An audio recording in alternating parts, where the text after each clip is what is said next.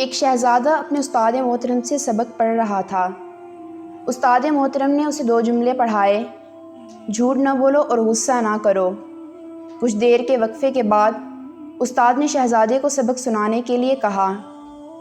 شہزادے نے جواب دیا کہ ابھی سبق یاد نہیں ہو سکا۔ دوسرے دن استاد محترم نے پھر سبق سنانے کو کہا۔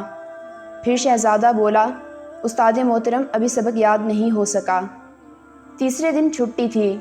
استاد محترم نے کہا، کل چھٹی ہے، سبق ضرور یاد کر لینا، بعد میں کوئی بہانہ نہیں سنوں گا۔ چھٹی کے بعد اگلے دن بھی شاگرد کچھ خاص سبق نہ سنا سکا۔ استاد محترم نے یہ خیال کیے بغیر کہ شاگرد ایک شہزادہ ہے، غصے سے چلا اٹھے اور تیش میں آ کر ایک تھپڑ رسید کر دیا۔ استاد محترم نے کہا کہ یہ بھی کوئی بات ہے کہ اتنے دنوں میں ابھی تک 2-3 جملے یاد نہیں کر سکے۔ تھپڑ کھا کر شہزادہ ایک دفعہ تو گمسم ہو گیا اور پھر بولا، استاد محترم سبق یاد ہو گیا۔ استاد کو بہت تعجب ہوا کہ پہلے تو سبق یاد نہیں ہو رہا تھا، اب تھپڑ کھاتے ہی یکدم سبق یاد ہو گیا۔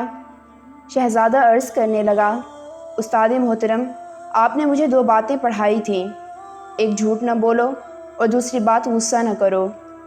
جھوٹ بولنے سے تو میں نے اسی دن توبہ کر لی تھی، مگر غصہ نہ کرو بہت مشکل کام تھا۔ بہت کوشش کرتا تھا غصہ نہ آئے، مگر غصہ آ جاتا تھا۔ جب تک میں غصے پر قابو پانا نہ سیکھ جاتا، کیسے کہہ دیتا کہ سبق یاد ہو گیا۔